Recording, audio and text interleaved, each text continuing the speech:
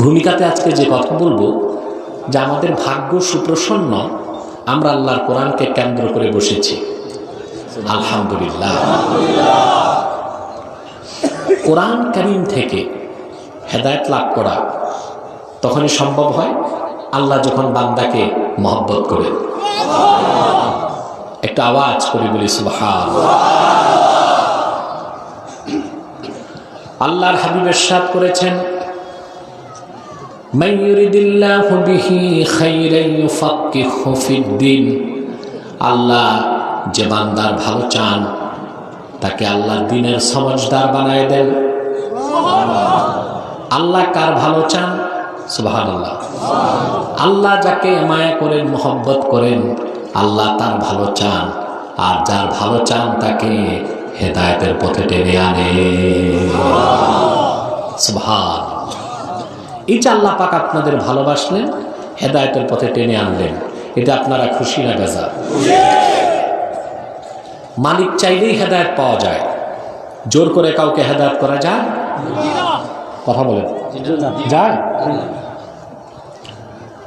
আল্লাহ পাক কোরআন কারীমে বলেছেন, ইন্নাকা লা তাহদি মান আহবাবতা ওয়ালাকিন্নাল্লাহ ইয়াহদি মান ইয়াশা। মুহাম্মদ সাল্লাল্লাহু আলাইহি সাল্লাম, আপনি যার হেদায়েত চান তাকে আপনি হেদায়েত করতে পারবেন না। আল্লাহ যার হেদায়েত চান আল্লাহ টেনে তাকে ইসলামের পথে আনেন। সুবহানাল্লাহ। খুশি আছেন? কথা বলেন, বেশি না কম? কোরআন কারীম শুনতে মানুষ যখন বসে, আল্লাহর রহমতের বৃষ্টি শুরু হয়ে যায়। এটা আমার কথা? আল্লাহ রাব্বুল আলামিন বলেছেন, وَإِذَا قُرِئَ الْقُرْآنُ فَاسْتَمِعُوا لَهُ وَأَنصِتُوا لَعَلَّكُمْ تُرْحَمُونَ। যখন কোরআন পঠিত হয়, তেলাওয়াত হয়, শোনানো হয়, তখন তোমরা চুপ থাকো এবং মনোযোগ দিয়ে শোনো, যেন তোমরা রহমত পেতে পারো। যতক্ষণ কোনো মজলিসে কোরআনের চর্চা চলে, কোরআন তেলাওয়াত হয়, কোরআন শোনানো হয়, আল্লাহর রহমতের ফেরেশতা চতুর্দিক বেষ্টন করে থাকে। মুনাজাতের আগ পর্যন্ত আল্লাহর পক্ষ থেকে বৃষ্টির মতো রহমত ঝরতে থাকে। আমরা খুশি আছি? বেশি না কম? সবাই খুশি। বেজার কে? বড় করে বলেন। শয়তান বেজার, ঠিক কিনা? শয়তানের সব চেষ্টা ব্যর্থতায় পর্যবেসিত হয়েছে। একটা চেষ্টা বাকি আছে, মুনাজাতের আগে উঠানো যায় কিনা, ঠিক কিনা? আমরা নেক নিয়ত করব, শয়তানের নাপাক গালে একটা থাপ্পড় দিব। সবাই রাজি আছেন? আমরা নিয়ত করছি কিছুক্ষণ পরে আজকের মুনাজাত করে গুনাহ মাফ করে নিষ্পাপ বেহেশতি আল্লাহওয়ালা হয়ে বাড়ি যেতে চাই। কারা কারা হাত তুলে আমার আল্লাহ তাআলাকে দেখা?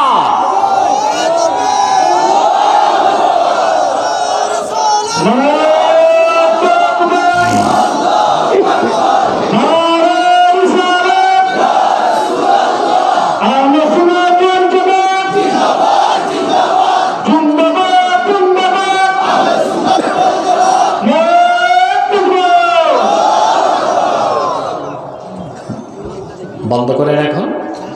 স্লোগানের পর স্পিকার বন্ধ করতে হবে। লোকটা কি স্টেজের নিচে না উপরে আছে? যে স্লোগান দিলেন উনি কোথায়? উপরে আছে। আচ্ছা আচ্ছা, কিন্তু এটা বন্ধ করতে হবে তারপরে। আপনার কথা বুঝতে পারছেন? শোনা যাচ্ছে? আলহামদুলিল্লাহ। আজকে আমি সূরাতুল ইনশিরাহ, আলাম নাশরাহ লাকা সাদরাক, এই সূরাটিতে 8টি আয়াত, প্রথম 4টি আয়াত আমি তেলাওয়াত করেছি। আলহামদুলিল্লাহ। নির্ভরযোগ্য মুফাসসির এবং মুহাদ্দিসগণের দৃষ্টিকোণ থেকে এই 4টি আয়াতকে কেন্দ্র করে কিছু কথা আপনাদের সামনে তুলে ধরব। যদি আল্লাহ পাক আমাকে এবং আপনাদেরকে তৌফিক ভিক্ষা দান করেন, বলুন আল্লাহুম্মা আমিন। অবাক হবেন মুসলমান, 8টি আয়াতের প্রথম 4টি আয়াতেই আল্লাহ আপন দোস্ত মুহাম্মদ সাল্লাল্লাহু আলাইহি সাল্লামের আরশ চুম্বি মর্যাদার কথা তুলে ধরেছেন। সুবহানাল্লাহ, সুবহান।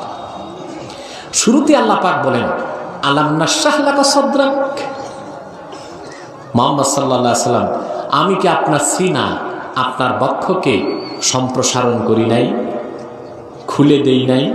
সুবহানাল্লাহ।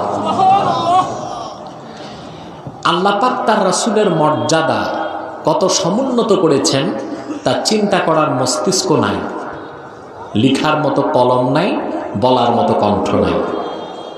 সুবহানাল্লাহ। রাসূলুল্লাহর শ্রেষ্ঠত্ব কত বেশি! গোটা সৃষ্টি জগতে আল্লাহ শ্রেষ্ঠত্ব দিয়েছেন মানুষকে। কাকে? মানুষের মধ্যে শ্রেষ্ঠত্ব দিয়েছেন নবীগণকে, সকল নবীর মধ্যে শ্রেষ্ঠত্ব দিয়েছেন আপন হাবিবকে। ঠিক না?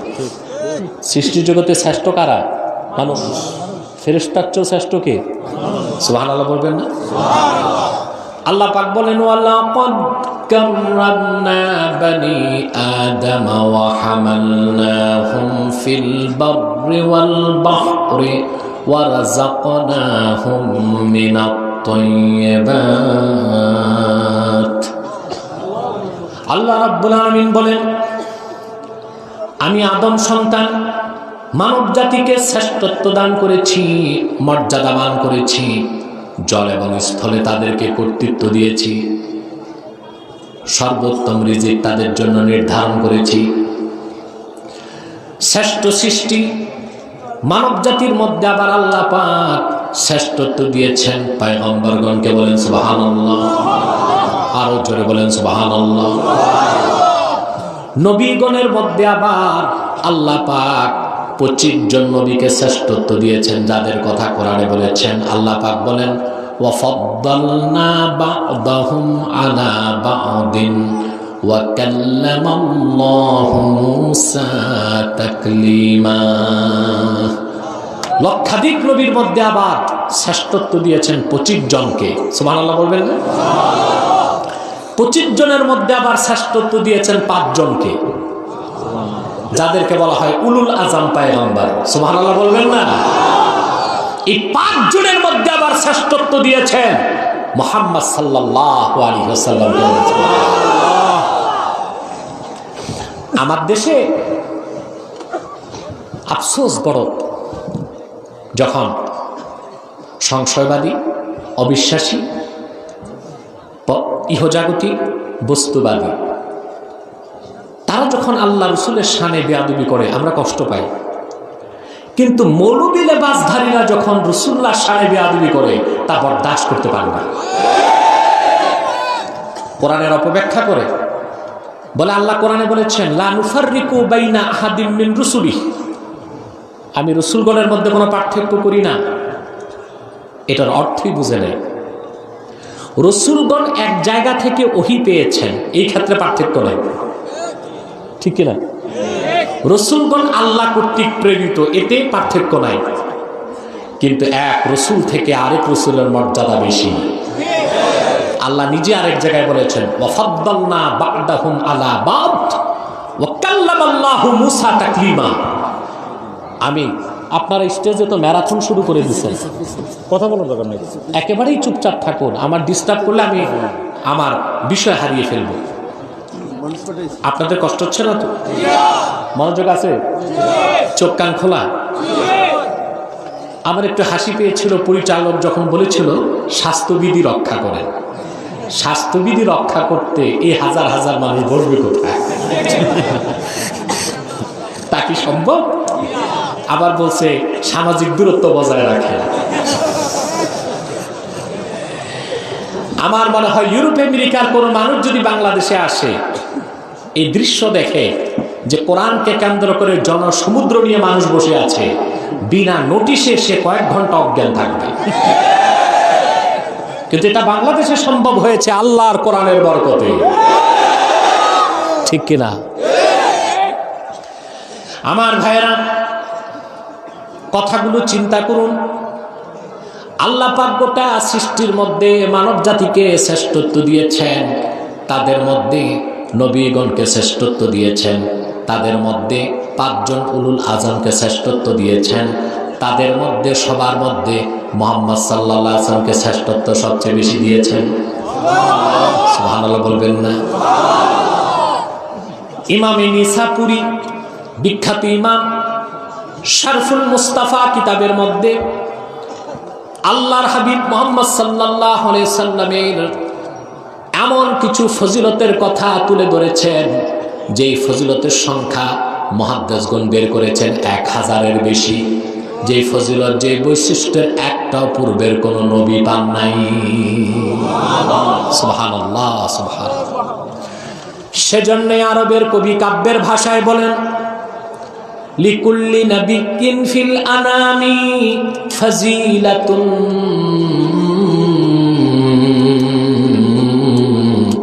ওয়া জুমলাতুহা মাজমুআতুন বিমুহাম্মাদিন।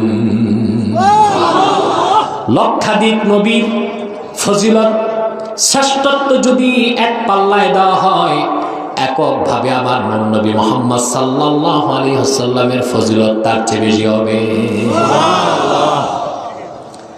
আল্লাহ পাক আপন দোস্ত মুহাম্মদ সাল্লাল্লাহু আলাইহি ওয়াসাল্লামের সেই আরশ চুম্বী মহান মর্যাদার কথা বলতে যে কোরআন কারীম সূরাতুল ইনশিরাহে প্রথম 4টি আয়াত নাযিল করেছেন। আল্লাহ পাক বলেন, আলাম নাশরাহ লাকা সাদরাক ওয়া ওয়াদা'না আনকা ওয়িজরাক।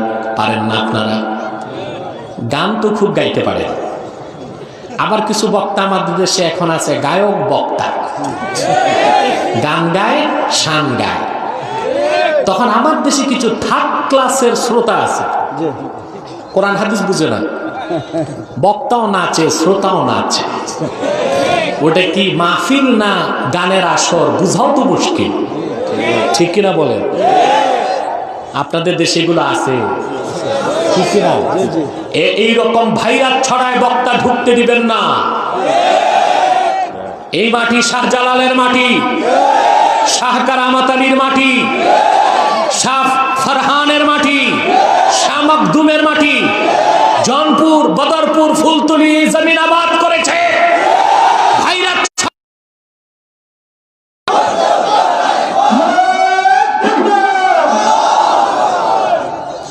আমার প্রিয় ভাই বন্ধুগণ, তাহলে আমার সাথে পড়েন। আল্লাহ পাক তার আপন হাবিবের শানে কি বলেছেন? আল্লাহ আল্লাহ রাসূলের শান বলতে হবে কোরআন থেকে, ঠিক কিনা বলেন? বানায় বলবেন, কথা বলে না।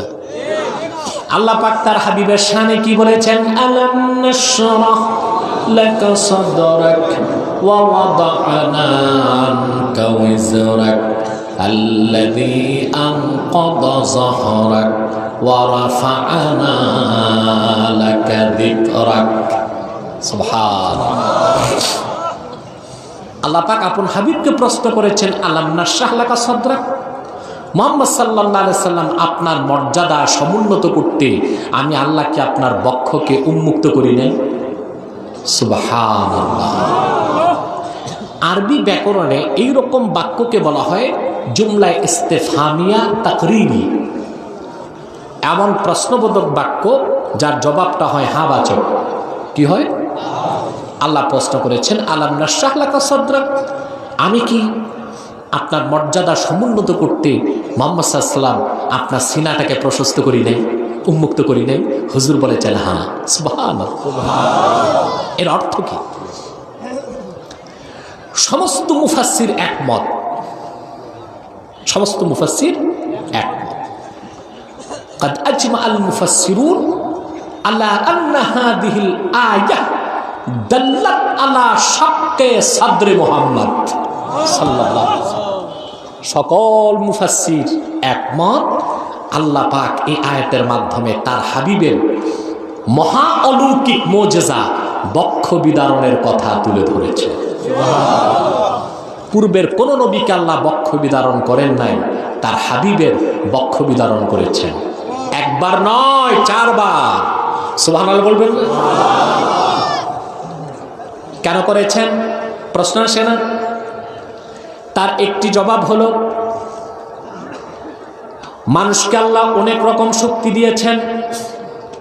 মানুষের একটি শক্তি দেহে, আর একটি শক্তি মাথায়, আর একটি শক্তি সিনায়। সুবহানাল্লাহ বলবেন। কাফের মুশরিক বেঈমানকে আল্লাহ দেহে শক্তি দিয়েছেন, কোন কোন মানুষের মাথায় বুদ্ধি দিয়েছেন, কিন্তু মুমিনকে আল্লাহ একটা শক্তি দেন, ওই শক্তি তাকে সিনায়। সুবহানাল্লাহ বলবেন না? পেশি শক্তি, তার চেয়ে বেশি শক্তি বুদ্ধিবৃত্তিক, ঠিক কিনা? কোনটা? বুদ্ধিবৃত্তিক, ইন্টেলেকচুয়াল ডিফেন্স, যেটা বুদ্ধিবৃত্তিক প্রতিরোধ, ওটা হাতে হয় না, অস্ত্রে হয় না, ওটা জ্ঞান দিয়ে হয়, ঠিক কিনা বলে? বুদ্ধি বলতে পারেন আইকিউ, যেটা ইন্টেলিজেন্ট কুইশন, যার যত বেশি তার কর্তৃত্ব, তার প্রভাব তত বেশি। কিন্তু তার চেয়েও মারাত্মক শক্তি হচ্ছে সিনার শক্তি। এটা আল্লাহ মুমিনকে দেন। কাকে দেন? ঈমান ছাড়া এই শক্তি আসে। যার ঈমান যত বেশি তার এই শক্তি তত। আমি একটা উদাহরণ দিচ্ছি, দিব। হযরত মূসা আলাইহিস সালামকে আল্লাহ পাক বললেন ইযহাব ইলা ফিরআউনা ইন্নাহু তাগা। মূসা, ফেরাউনের কাছে যাও, সে সীমা লঙ্ঘন করেছে। মূসা আলাইহিস সালাম চিন্তায় পড়ে গেলেন যে আমি একা, আর আমার সাথে আছে আমার ভাই হারুন। কয়জন? আর প্রায় 9.5 লক্ষ বর্গ মাইল সাম্রাজ্যের শাসক হলো ফেরাউন। তার নিয়মিত ফোর্স আছে 80,000। আল্লাহ তার কাছে দাওয়াত দিতে যেতে বলতেছেন, আমার কি আছে, ঠিক কিনা? 80,000কে মোকাবেলা করতে 10,000 তো দরকার। কথা বলেন, অন্তত 1,000 তো সৈন্য দরকার। ওনারা আছেন মোটে কয়জন? মূসা আলাইহিস সালাম আল্লাহর কাছে হাত পেতে কি চাইলেন? কোরআন সাক্ষী, আল্লাহ পাক বলেন, তিনি বললেন রব্বিশরাহ লি সাদরি ওয়া ইয়াসসির লি আমরি ওয়াহলুল উকদাতাম মিন লিসানি ইয়াফকাহু কওলি। রব্বি ইশরাহ লি সাদরি, আল্লাহ তুমি আমার সিনাটাকে খুলে দাও।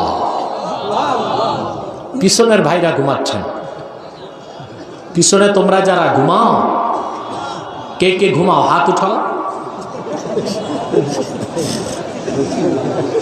হাত তুলে তো ধরা খাইছে, হাত মেরে বলে ঘুমাই না।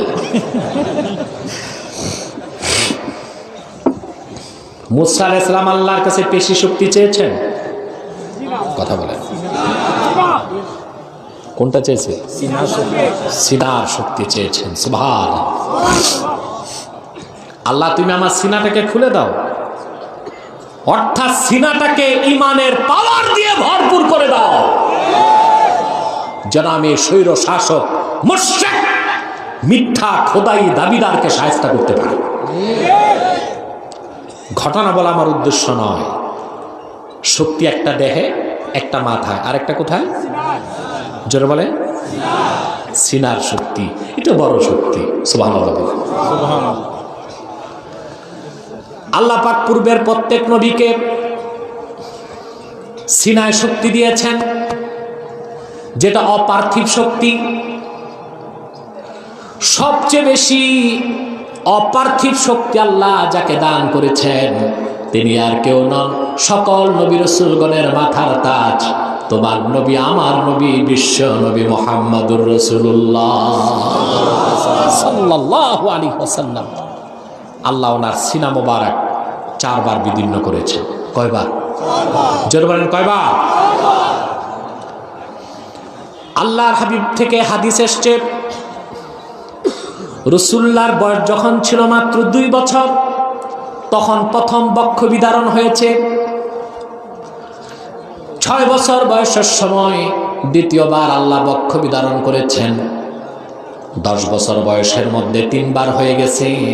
চতুর্থবার সিনা চাক বক্ষ বিদারণ হয়েছে, তখন রাসূলুল্লাহকে আল্লাহ পাক যখন আরশে আজিমের মেহমান করেছে। রজব মাস চলে এসেছে, ঠিক কিনা? মেরাজুন নবী, স্মরণের মাস, ঠিক কিনা? এই মাস আসলে আমার দুঃখ লাগে, আপনার টেলিভিশনে কিছু মৌলবী আছে, টেলিমৌলবী দেখছেন আপনারা, মাঠে ময়দানে তাদের গ্রহণযোগ্যতা নাই, বাক্সের ভিতর বসে যা খুশি তা ফতুয়া দেয়। দেখতে খুব সুন্দর, লম্বা জুব্বা, লম্বা দাড়ি, লম্বা রুমাল, অনেকটাই মহিলাদের মতো ঘোমটা দিয়া, অনেকটাই মহিলাদের মতো ঘোমটা দিয়া তারপর ফতুয়া দেয়। রজব মাস আসলে মেরাজের আলোচনা হয় না, বিতর্ক করা হয় রাসূলুল্লাহ মেরাজে সশরীরে গেছেন না আধ্যাত্মিকভাবে গেছেন, ঠিক কিনা? হয় কিনা? তারপর বুঝানো হয় জাতিকে রাসূলুল্লাহ চর্মচোখে আল্লাহকে দেখেন নাই। এই সব প্রশ্নের জবাব আজকে দিব ইনশাআল্লাহ, আমি যদি আল্লাহ পাক তৌফিক দান করেন। চতুর্থবার বক্ষ বিদারণ হয়েছে রাসূলুল্লাহ মেরাজে যাওয়ার রাতে, সুবহানাল্লাহ বলবেন। আল্লাহর হাবিব বলেন, আমি একটি রাতে এসেছে আবু তালেবের ঘরে, আরেক রাতে এসেছে উম্মে হানির ঘরে, আরেক রাতে এসেছে মাতাফ হাতিমে কাবা। রাসূলুল্লাহ সেখানে আরাম করছিলেন। রাসূলুল্লাহর সাথে ছিলেন জাফর সাদেক, আমিরে হামজা, অনেকেই শুয়েছিলেন। আল্লাহর হাবিব বলেন, রাতের অর্ধেক শেষ হওয়ার পর দেখি জিবরিল চলে এসেছে, সঙ্গে মিকাইল। সুবহান। আল্লাহর হাবিব বলেন, জিবরিল আমার মাথার কাছে দাঁড়ালেন, মিকাইল আমার পায়ের সামনে দাঁড়ালেন। মিকাইল জিজ্ঞেস করলেন, আল্লাহ পাক কাকে দাওয়াত করেছেন মেরাজ রজনীতে? হযরত জিবরিল বললেন, মাঝখানে যিনি ঘুমিয়ে আছেন, যার চেহারা থেকে নূরের দ্যুতি বের হচ্ছে, তিনি মুহাম্মদুর রাসূলুল্লাহ সাল্লাল্লাহু আলাইহি ওয়াসাল্লাম। জিবরিল আল্লাহর হাবিবকে ডান হাত ধরে ঘুম থেকে উঠালেন, রাসূলুল্লাহকে নিয়ে গেলেন জমজম কূপের কাছে। হাদিসটি বুখারীতেও আছে, মুসলিমও আছে, মিশকাতেও আছে, মালিক বিন সাসা থেকে বর্ণিত। হাদিসটি দালাইলুন নবুওয়াতেও এসেছে। আল্লাহ রাসূল বলেন, ফাশাক্কা সাদরি ওয়া আখরাজা কলবি। জিবরিল আমার কণ্ঠনালীর নিচ থেকে নাভি পর্যন্ত পুরা সিনা মোবারক বিদীর্ণ করে ফেলল, আমার অন্তর মোবারক বের করল, কিছু জিনিস ঝেড়ে ফেলে দিল, জমজম পানি দিয়ে ধৌত করল, জান্নাত থেকে নূরের পেয়ালায় নিয়ে আসা কিছু জিনিস দিয়ে ধৌত করে আল্লাহর পক্ষ থেকে আনা হিকমত দিয়ে, নবুয়ত দিয়ে, নূর দিয়ে আমার অন্তরকে ভরপুর করে দিল। আবার আমার অন্তরকে যথাস্থানে রেখে দিল, আমি কোনো ব্যথা কিংবা বেদনা পাই নাই। সুবহানাল্লাহ। এটা হলো চতুর্থবার। কততমবার? তারপরে শুরু হলো সফর, বাইতুল্লাহ থেকে বাইতুল মুকাদ্দাস, ওখান থেকে উরুজ, মেরাজ। মেরাজের ঘটনা বলা আমার উদ্দেশ্য নয়, একটি আয়াতের ব্যাখ্যা বোঝাচ্ছি। আল্লাহ পাক চতুর্থবার বক্ষ বিদারণের পরে মেরাজের রাতে আপন হাবিবকে নিজের কাছে ডেকে নিলেন, ঠিক কিনা? রাসূলুল্লাহকে 4 বার বক্ষ বিদারণ করে আল্লাহ পাক এত শক্তি দান করেছেন তার হাবিবের সিনা মোবারকে। নূর নবী আমার ধুলক বুলক ছাড়িয়ে, সাত আকাশ পাড়িয়ে সিদরাতুল মুনতাহার উপরে লা মাকান লা জামানের উপরে ৭০,০০০ নূরের পর্দা পার হয়ে আরশে আজিমে যে চর্ম চোখে আমার আল্লাহকে দেখেছে। ঠিক কিনা? অন্য কোন নবীর পক্ষে সম্ভব হয়েছে আল্লাহকে দেখা? কথা বলেন। দেখতে চেয়েও দেখতে পেয়েছেন? কে দেখতে চেয়েছিলেন? মাশাআল্লাহ, ওয়াজ তো আপনারা ভালোই জানেন। ঠিক কিনা? জানারই তো কথা। কোরআন শুনতে যে শ্রোতা আসে, গান শুনতে না, কোরআন শুনতে যে শ্রোতা আসে ওটা তো কোয়ালিফাইড। আপার স্টোরি কিছু মাল আছে, ঠিক কিনা? কিছু বুঝে কিছু শুনে, কথা বলেন না? মুসা আলাইহিস সালাম আল্লাহকে একদিন বললেন, রব্বি আরিনি। মুসা আলাইহিস সালাম আল্লাহকে ডাক দিয়ে বললেন, আল্লাহ আমি তোমাকে দেখব। আল্লাহ বললেন, লান তারানি, কখনো দেখতে পারবে না তুমি আমাকে, ফি হায়াতিকাদ দুনিয়া, দুনিয়ার জীবনে। মুসা আলাইহিস সালাম ছিলেন একটু অভিমানী। আল্লাহ নবীর শানে এর চেয়ে আরো বেশি কিছু বাড়িয়ে কথা বলার অধিকার আমাদের নাই। আছে? আমাদের দেশে অসচেতন বক্তারা নবীদের শানে বেয়াদবি করে। কিছু বক্তা তো রসাত্মক কথা বলতে যে মুসা নবীকে বলে ঠেডা মুসা। নাউজুবিল্লাহ। ঈমান থাকবে? মুসা নবীকে কেউ যদি বলে ঠেডা মুসা, ওটার ঈমান আছে না গেছে? পরিষ্কার আকীদার কিতাবে লেখা আছে, ইন্না ইস্তিগফাফাল আম্বিয়াই কুফরুন, নবীগণের সম্মান মর্যাদা ছোট করা কুফরি। এটা কি? কুফরি। সাবধান থাকবেন। কোন বক্তা যদি ভুল করে, আদবের সাথে দাঁড়িয়ে তাকে বলবেন, আপনি ভুল কথা বলছেন, তওবা করেন। আপনিও তওবা করেন, আমরাও তওবা করি। ঠিক কিনা? মুসা আলাইহিস সালামকে বলতে পারবেন অভিমানী, জালালি। ঠিক কিনা? এগুলো ভালো বিশেষণ। এগুলো কি? তিল মনে, আল্লাহ তোমাকে না দেখে এক নজর তুর পাহাড় ছাড়ব না। আল্লাহ পাক বললেন, ঠিক আছে মুসা, ফাইনালের আগে টেস্ট হোক, টেস্টে দেখা যাবে তুমি আমাকে দেখার ক্যান্ডিডেট হতে পারো কিনা। উনজুরিলাল জাবাল, পাহাড়ের দিকে তাকাও। মুসা নবী তুর পাহাড়ের দিকে তাকালেন। আল্লাহ পাক ৭০,০০০ নূরের পর্দার ভিতর থেকে এক ঝলক নূর ছাড়লেন। কোরআন সাক্ষী, আল্লাহ নূরের ঝলকে মুসা নবী বেহুশ হয়ে লুটে পড়লেন জমিনে, আর তুর পাহাড় জ্বলে ভস্ম হয়ে যায়। দেখতে চেয়েও দেখতে পারেন নাই, কিন্তু আপন রসুল মুহাম্মদ সাল্লাল্লাহু আলাইহি ওয়াসাল্লামকে আল্লাহ তাআলা ধুলক বুলক ছাড়িয়ে ৭ আকাশ পাড়িয়ে সিদরাতুল মুনতাহার উপরে, লা মাকান ও লা জামানের উপরে ৭০,০০০ নূরের পর্দা পার করে আরশে আজিমে নিয়ে গেলেন। রাসূলুল্লাহ চর্মচোখে আল্লাহকে দেখছে। সুবহানাল্লাহ বলবেন না? এই কোরআন সাক্ষী। আল্লাহ পাক বলেন, মা যাগাল বাসার ওয়া মা তাগা। আমার রাসূল মুহাম্মদ সাল্লাল্লাহু আলাইহি ওয়াসাল্লাম যখন আমার দিদার লাভ করেছে, তখন আমার হাবিবের দৃষ্টি আঁকা বাঁকা হয় নাই, সীমা লঙ্ঘন করে নাই। তৃপ্তির সঙ্গে আল্লাহর হাবিব আল্লাহর দিদার নসিব করেছেন। আমার আল্লাহর নূরকে আল্লাহর হাবিব কপালের 2 চোখ চর্মচোখে দেখতে পেয়েছেন। কোন নবীর পক্ষে তা সম্ভব হয় নাই, রাসূলুল্লাহর পক্ষে সম্ভব হয়েছে।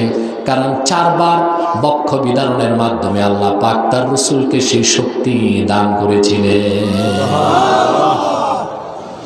সেই কথাটি আল্লাহ তাআলা তুলে ধরেছেন, আলাম নাশরাহ লাকা সাদরাক। মুহাম্মদ সাল্লাল্লাহু আলাইহি সাল্লাম, আমি কি আপনার বক্ষ বিদারণ করি নাই? জবাব কি? মাতো না যে জবাব কি? হ্যাঁ। তারপর আল্লাহ পাক বলেন, ওয়া ওয়াদানা আনকা উযরাক আল্লাযী আনকাদা যাহরাক।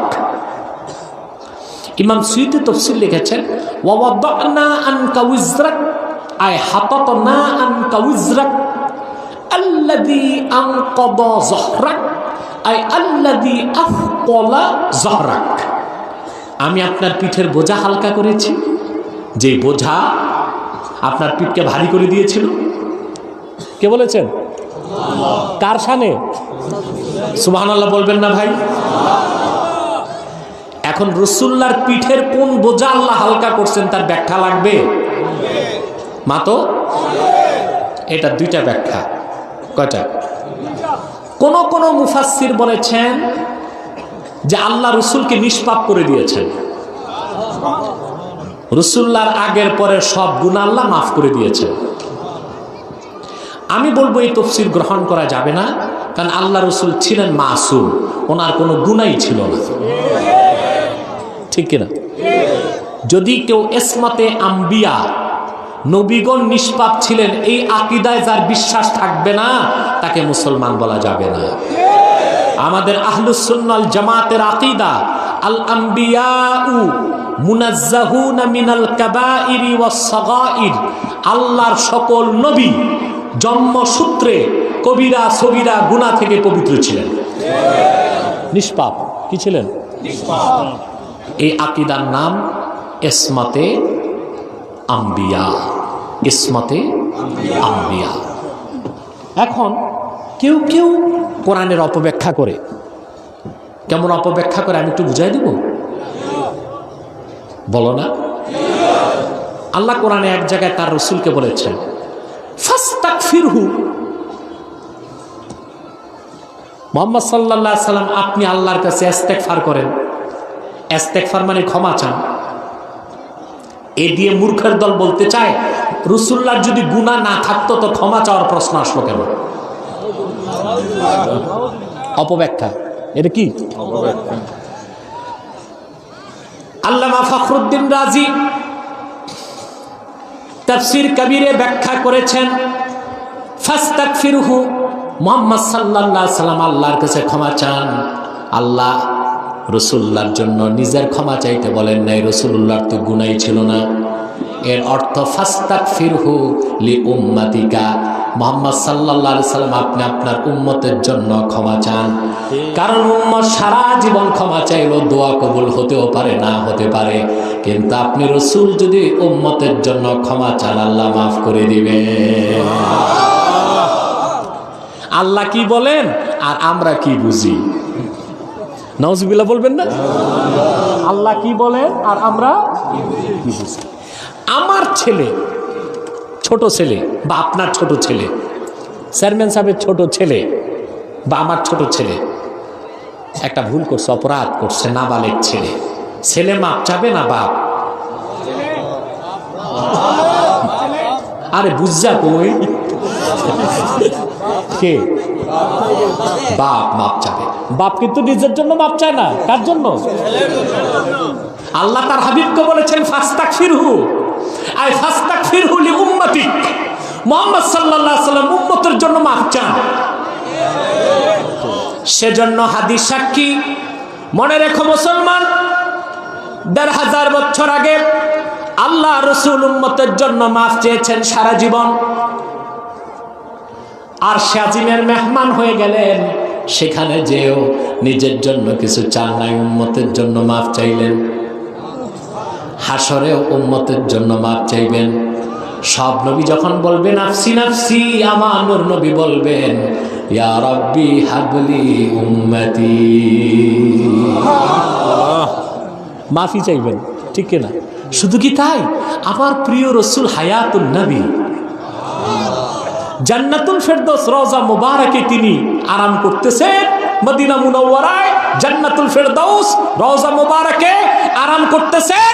উম্মতকে ভুলেন নাই, প্রতি মুহূর্তে উম্মতের জন্য আল্লাহর কাছে ক্ষমা চান। দলিল চাও, কথা বলে। আমার অভ্যাস দলিল ছাড়া কোনো কথা বলার চেষ্টা করি না, আলহামদুলিল্লাহ। সুনান বাজ্জারের হাদিস, আল্লাহর হাবিব ইরশাদ করেছেন, উম্মত মনে রেখো, দুনিয়ার থেকে আমি বিদায় নিলেও তোমাদের শোক করার দরকার নাই। কারণ হচ্ছে তুরাজু আলাইয়া আমালুকুম, আমি মুহাম্মদ সাল্লাল্লাহু আলাইহি ওয়াসাল্লাম হায়াতুন নবী জান্নাতুল ফেরদৌস রওজা মুবারাকে তোমাদের আমলগুলো আমাকে দেখানো হবে। ফামা রাআইতু মিন খাইরিন ফাহামিদতুল্লাহ আলাইহি, যখন দেখবো তোমরা নেক কাজ করো, ভালো কাজ করো, আমি আল্লাহর প্রশংসা করব। যখন দেখবো ফামা রাআইতু মিন শাররিন ফাস্তাগফারতুল্লাহ লাকুম, যখন দেখবো তোমরা গুনার কাজ করতেছো, আমি তোমাদের জন্য আল্লাহর কাছে গুনাহ মাফের দোয়া করব। সুবহানাল্লাহ। আফসোস মুসলমান আল্লাহর হাবিব মুহাম্মদ সাল্লাল্লাহু আলাইহি সাল্লাম এবং আল্লাহকে আপন করতে পারি নাই। আপন করলাম জীবনকে, করলাম দলকে, করলাম নেতাকে, করলাম নেত্রীকে, করলাম পয়সাকে, করলাম চাকরিকে, করলাম ব্যবসাকে। ঠিক কিনা বলে? কয় পয়সা কাজে আসবে আখেরাতে? কথা বলেন। আল্লাহ পাক বলেছেন يوم لا تنفع مال ولا بنون إلا من أتى الله بقلب سليم। মাল, ধন, সম্পদ, স্ত্রী, পরিজন, সন্তান, নেতা নেত্রী, দল, টাকা পয়সা, বিত্ত, বৈভব, কোনো কিছুই কিয়ামতে কাজে আসবে না। মুক্তি পাবে সেই ইল্লা মান আতাল্লাহ বিকলবিন সালিম, সুস্থ হৃদয় নিয়ে, আল্লাহ তার রাসূলের ভালোবাসায় ভরা একটা হৃদয় নিয়ে যে উপস্থিত হবে, সেই পরকালে নাজাত পাবে, মুক্তি পাবে, আল্লাহর জান্নাত পাবে। ঠিক কিনা? তাহলে রাসূল করিম সাল্লাল্লাহু আলাইহি ওয়াসাল্লামের কোনো গুনাহ ছিল না। তা আল্লাহ যে বললেন ওয়া ওয়াদানা আনকা ওয়িজরাক, আমি আপনার পিঠের বোঝা হালকা করেছি, সেটার অর্থ গুনাহ না। তাহলে কি অর্থ? দ্বিতীয় অর্থ হলো দায়িত্বের বোঝা। সুবহানাল্লাহ। কিসের বোঝা? লক্ষাধিক নবীকে আল্লাহ যে দায়িত্ব দিয়েছিলেন, তার চেয়ে বেশি বোঝা ছিল রাসূলুল্লাহর একার দায়িত্ব। বুঝেন না? বোঝা দুই প্রকার। কয় প্রকার? কথা বলেন। মাইকে আবার শোনা যাচ্ছে? বুঝাও যাচ্ছে? বোঝা কয় প্রকার? একটি হলো আরাজি, আরেকটা হলো মানাবি। আরাজি হচ্ছে যে বোতল, এটার বোঝা আমি হাতে নিলাম, এটা বোঝা না? কথা বলেন। আপনাকে যদি 2 মণ বোঝা দিয়ে মাথায় নিতে পারবেন? পারবেন। 4 মণ দিলে শুয়ে পড়বেন, 8 মণ দিলে ডাই হয়ে যাবে। ঠিক না? আপনি জানেন পিঁপড়া দেখছেন? একটি পিপিলিকা পিঁপড়া তার শরীরের ওজন থেকে 13 গুণ বেশি বহন করতে পারে। সুবহানাল্লাহ। পিঁপড়া দেখেই বিজ্ঞান ক্রেনের প্রযুক্তি আবিষ্কার করেছে। কোত্থেকে? পিঁপড়া থেকে। এই যে আপনি 2 মণ বোঝা নিলেন, এইটা একটা বোঝা। আবার আমাকে যদি 2 মণ দেন, আমি মোটামুটি নিতে পারবো, একটু স্বাস্থ্য ভালো আছে। মাশাআল্লাহ। ঠিক কিনা? আবার মনে করুন কালকে আমাকে বাংলাদেশের প্রেসিডেন্ট বানাই দিলেন, মনে করুন, আমার শখ নাই, যদি মনে করেন ওটাও বোঝা কিনা? কথা বলে। কত হাজার মণ আলুর বোঝা আর বাংলাদেশ প্রেসিডেন্ট হওয়ার দায়িত্বের বোঝা এক সমান হবে? দায়িত্বের বোঝা কোনটা বড়? কোন বোঝাটা বড়? বস্তুর বোঝা না দায়িত্বের বোঝা? এই তো বুঝে গেছেন। রাসূলুল্লাহর দায়িত্ব কতটুকু ছিল দেখুন। 1 লক্ষের উপর নবী, হাজার হাজার বছর দিনের দাওয়াত দিয়েছেন, দিন পরিপূর্ণ হয় নাই। হয়েছে? কিন্তু আখিরি নবী আমার মুহাম্মদ সাল্লাল্লাহু আলাইহি ওয়াসাল্লাম 1500 বছর আগে মাত্র 23 বছর দিনের দাওয়াত দিয়েছেন। মক্কায় 13 বছর, মদিনায় 10 বছর। আল্লাহ পাক দিন ইসলামকে পরিপূর্ণ করে দিয়েছেন। লক্ষাধিক নবী, হাজার হাজার বছর দিনের দাওয়াত দিয়েছেন, দিন পরিপূর্ণ হয় নাই। কিন্তু আখিরি নবী, নবীগণের মাথার তাজ মুহাম্মদ সাল্লাল্লাহু আলাইহি ওয়াসাল্লাম 23 বছর দিনের দাওয়াত দেওয়ার পরে বিদায় হজ্জে যখন আরাফাতে আসলেন, ইমামে খাজেন তাফসীর খাজেনে লেখেন, আসর নামাজের শেষ সময় মাগরিবের কিছু আগে আমার নূর নবী দুনিয়া থেকে বিদায় নেবার মাত্র 81 দিন আগে রাসূলুল্লাহ উটের পিঠে বসা ছিলেন। মাগরিবের আগে আসরের পরে জিবরিল চলে আসলো ওহী নিয়ে। সূরা মায়দায় আল্লাহ ঘোষণা করলেন, আল ইয়াউমা আকমালতু লাকুম দীনাকুম ওয়া আতমামতু আলাইকুম নি'মাতি ওয়া রাদিতু লাকুমুল ইসলাম দীনা। আল্লাহ ডেকে বললেন, বিশ্ববাসী, লাখের উপর নবী হাজার হাজার বছর দিনের দাওয়াত দিয়েছে, দিন পরিপূর্ণ হয় নাই, কিন্তু আজকে আমি আমার আখিরি নবী মুহাম্মদ সাল্লাল্লাহু আলাইহি সাল্লামের রক্ত ঝরা দিন ইসলামকে 23 বছরের মেহনতের বিনিময়ে তোমাদের জন্য পরিপূর্ণ করে দিলাম। ওয়া আতমামতু আলাইকুম নি'মাতি, তোমাদের উপর আমার নিয়ামতকে পরিসমাপ্ত করলাম। ওয়া রাদিতু লাকুমুল ইসলাম দীনা, আর সন্তুষ্ট চিত্তে দিন ইসলামকে মনোনীত করলাম, স্বীকৃতি দিলাম। বলেন সুবহানাল্লাহ। তাহলে বুঝতে পেরেছেন, লাখের উপর নবীর দায়িত্বের বোঝা ছিল একদিক, আবার আখিরি নবী মুহাম্মদ সাল্লাল্লাহু আলাইহি ওয়াসাল্লামের দায়িত্বের বোঝা ছিল আরেক দিক। রাসূলুল্লাহ 23 বছর দাওয়াত দিয়েছেন, আল্লাহ দাওয়াতকে কবুল করে দিনকে পরিপূর্ণ করে দিয়েছেন, দায়িত্বের বোঝা আল্লাহ হালকা করে দিয়েছেন। সে কথাই আল্লাহ বলেছেন, ওয়া ওয়াদানা আনকা ওয়াজরাক। পড়েন সবাই, ওয়া ওয়াদানা আনকা ওয়াজরাক আল্লাযী আনকাদা যাহরাক। হাবিব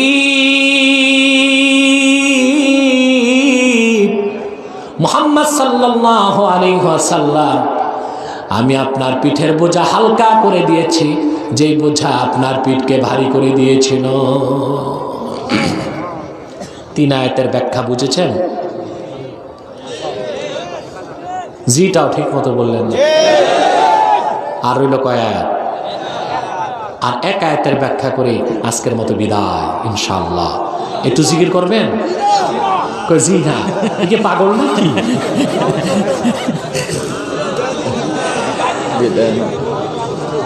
বোকা নো মাতো, মহব্বতে জিকির করো, লা ইলাহা ইল্লাল্লাহ, মহব্বতে লা ইলাহা ইল্লাল্লাহ, লা ইলাহা ইল্লাল্লাহ। 1 ঘন্টা হয়ে গেছে, আরো আধা ঘন্টা হচ্ছে।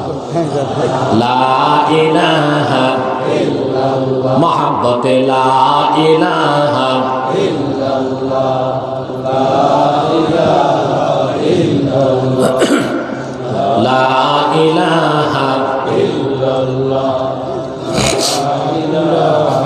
ইল্লাল্লাহ, সুবহানাল্লাহ, আলহামদুলিল্লাহ, লা ইলাহা ইল্লাল্লাহ, লা ইলাহা ইল্লাল্লাহ, লা ইলাহা ইল্লাল্লাহ, লা ইলাহা ইল্লাল্লাহ।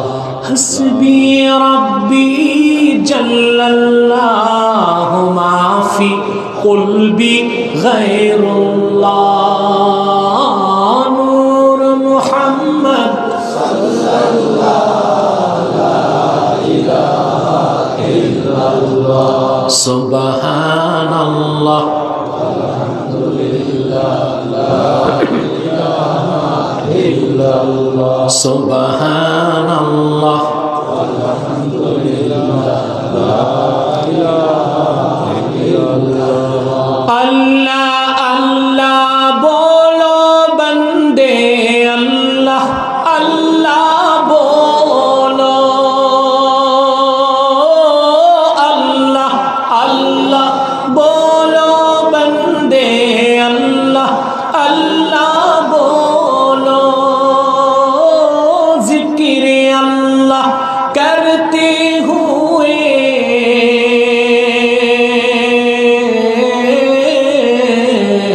राहे जन्नत चलो, ला इलाहा इल्लल्लाह, ला इलाहा इल्लल्लाह, सुबहानल्लाह, अल्हम्दुलिल्लाह, ला इलाहा इल्लल्लाह, हस्बी रब्बी जल्लल्लाहु मा फी क़ल्बी गैरुल्लाह, नूर मुहम्मद सल्लल्लाहु ला इलाहा इल्लल्लाह, ला इलाहा इल्लल्लाह मुहम्मदुर রাসূলুল্লাহ সাল্লাল্লাহু আলাইহি ওয়াসাল্লাম।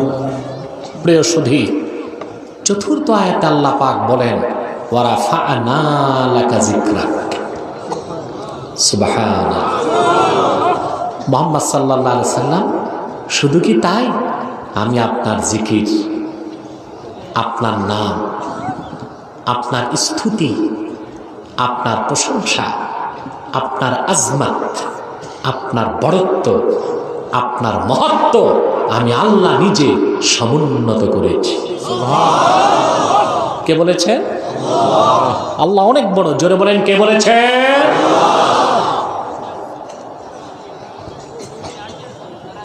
অবাক হবেন মুসলমান, এই আয়াতের তাফসীর আবার আল্লাহ নিজে করছেন।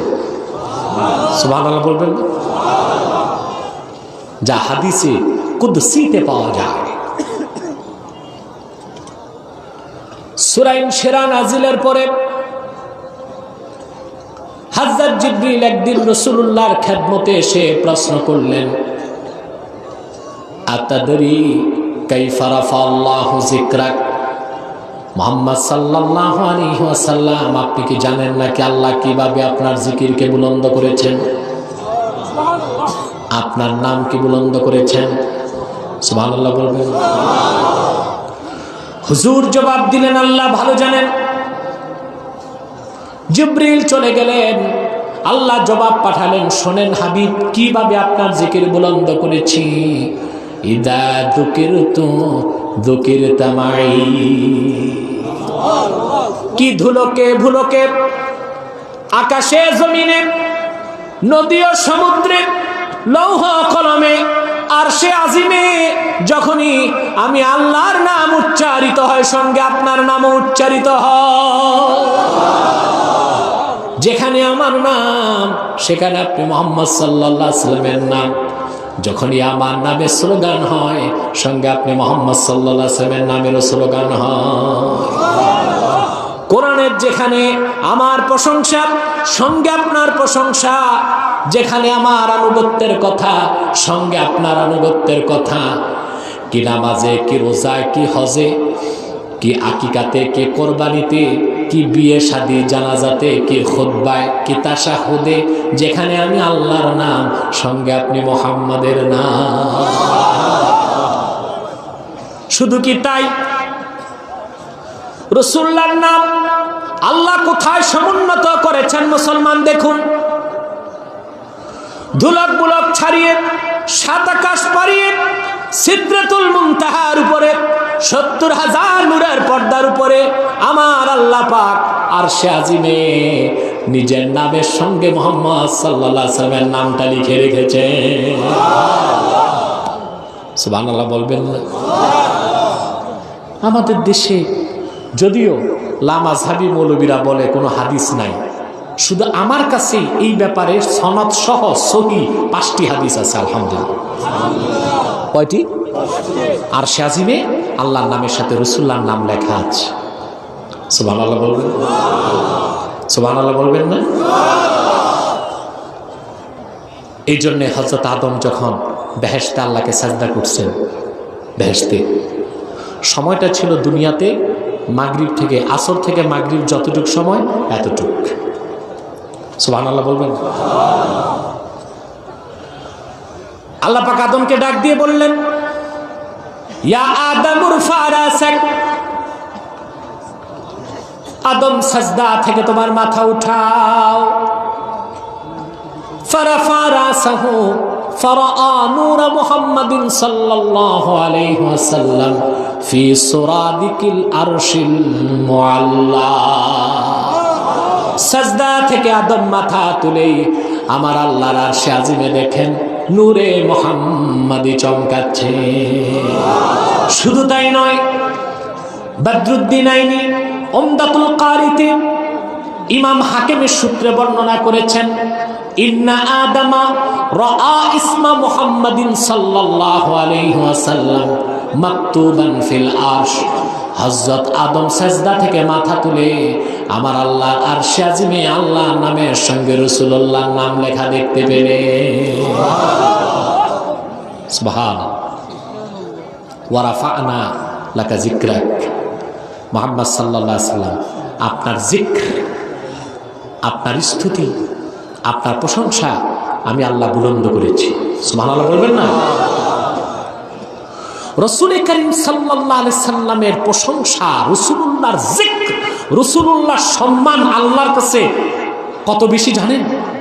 সুবহানাল্লাহ, সুবহানাল্লাহ। উহুদ যুদ্ধে স্টেজে কথা বলেন না তোকে, একেবারে চুপ থাকে, বসে যান। এত ছবি তুললে আমার চেহারার কি অবস্থা হবে? মানুষগুলো ইচ্ছে করে আমাদেরকে গুনাহগার বানায়। আগে মুখটুক ঢাকতাম, এখন দেখছি কাজ হয় না। চুপে চাপে এদিক সেদিক থেকে শুধু ছবি, শুধু ভিডিও। এত তো ভালো না, কি বলেন আপনার? আল্লাহর কাছে তার হাবিবের মর্যাদা, শান কত দামি। সুবহানাল্লাহ। উহুদ যুদ্ধে আল্লাহ রাসূলের দুটো দাঁত শহীদ হয়েছে। হুজুর বদদোয়া করেন নাই, হাত তুলে দোয়া করছে, আল্লাহুম্মা ইহদি কওমি ফাইন্নাহুম লা ইয়ালামুন। আল্লাহ আমার জাতিকে মাফ করে দাও, ওরা জানে না। উহুদের পর সবচেয়ে বড় যুদ্ধ হয়েছে খন্দক, যে যুদ্ধকে আল্লাহ কোরআনে বলেছেন আহজাব। কি এ নামে একটা সূরাও আছে, সূরাতুল আহজাব, ঠিক না? এই যুদ্ধে আল্লাহ রাসূলের সাহাবীগণের তেমন ক্ষতি হয়নি, শুধু একজন সাহাবী শহীদ হয়েছিলেন। যুদ্ধে আল্লাহ মহাবিজয় দান করেছিলেন। কিন্তু যুদ্ধের তীব্রতার কারণে আল্লাহর হাবিব ও সাহাবায়ে কেরামের আসর নামাজটা কাজা হয়ে গিয়েছিল। মাগরিবের পর নামাজ রাসূলুল্লাহ পড়েছেন, কিন্তু বরদাস্ত করতে পারেন নাই 2 রাকাত নামাজ ছুটে যাবার কারণে। হুজুর হাত তুলে বদদোয়া করলেন কাফেরদেরকে, আল্লাহুম্মা ইমলা বুতুনাহুম ওয়া কুবুরাহুম নারা। আয় আল্লাহ, যে কাফেরদের কারণে আসর নামাজ ছুটে গেল সে কাফেরদের সিনা আর তাদের কবরগুলোকে তুমি জাহান্নামের আগুনে ভরপুর করে দাও। চিন্তা করেন মুসলমান, উহুদ যুদ্ধে রাসূলুল্লাহর দাঁত শহীদ হয়ে গেল, রাসূলুল্লাহ বদদোয়া করলেন না, কারণ সেটা ছিল রাসূলুল্লাহর নিজের হক। খন্দক যুদ্ধে নামাজ ছুটে গেল, হুজুর মাফ করলেন না, কারণ সেটা ছিল আল্লাহর হক। কার হক? এবার দেখেন আল্লাহ কি সিদ্ধান্ত নিলেন। মাগরিবের পর ওহী নাজিল হয়ে গেল। হাদিসে কুদসি আমার আল্লাহ পাক ডাক দিয়ে বললেন, হাবিবি কদ্দামতা হাক্কি আলা হাক্কি। হাবিব,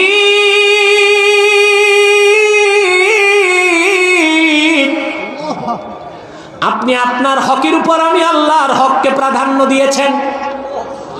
উহুদে আপনার দাস শহীদ হয়েছে, মাফ করেছেন নিজের হক।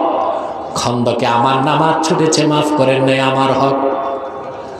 ফাআনা উকাদ্দিমু হাক্কাকা আলা হাক্কি। আজ থেকে আমি আল্লাহ নতুন আইন করে দিলাম, আজ থেকে আমি আল্লাহ আমার হকের উপর আপনি রাসূলের হককে তুলে ধরব। আল্লাহ তুলে ধরছেন, কথা বলেন। হানাফি, শাফি, মালিকি, হাম্বলি 4 মাযহাব একমত, যদি কেউ আমার আল্লাহর শানে বেয়াদবি করে সে মুরতাদ, সে কাফের। ইসলামী শরিয়া আইনে তার শাস্তি মৃত্যুদণ্ড, তবে তাকে 3 দিন সময় দেওয়া হবে তওবার। কয়দিন? সে যদি তওবা করে মৃত্যুদণ্ড রহিত হয়ে যাবে। কিন্তু 4 মাযহাব একমত, قد انعقد الإجماع على أن شاتم الرسول صلى الله عليه وسلم يكفر ويقتل مرتدا ولا تقبل توبته। যদি বিশ্বনবী মুহাম্মদ সাল্লাল্লাহু আলাইহি সাল্লামের শানে কোন অভাগা বেয়াদবি করে তাকে কাফের ঘোষণা করা হবে, মুরতাদ হিসেবে তার গর্দান উড়ায় দেওয়া হবে। যদি সে তওবা করে তার তওবা গ্রহণ করা হবে না, একমাত্র মৃত্যুদণ্ড তার শাস্তি নির্ধারণ করতে হবে।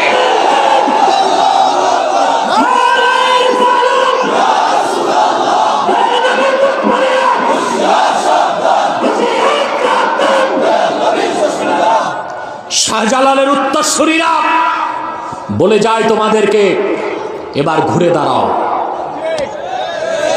যদি বাংলাদেশে সংবিধান বিরোধী বক্তব্যের কারণে মামলা হয়, শাস্তি হয়, বাংলাদেশের বিরোধী চক্রান্ত করলে রাষ্ট্রদ্রোহীর যদি মৃত্যুদণ্ড হয়, আল্লাহর প্রিয় রাসূলের শানে যেই কোন নাস্তিক ব্লগার বেয়াদবি করবে সংসদে তার মৃত্যুদণ্ডের আইন পাস করতে হবে, তার গর্দান উড়িয়ে দিতে হবে। মাফ পাবার কোন যোগ্যতা সে রাখে না, রাখে না, রাখে না।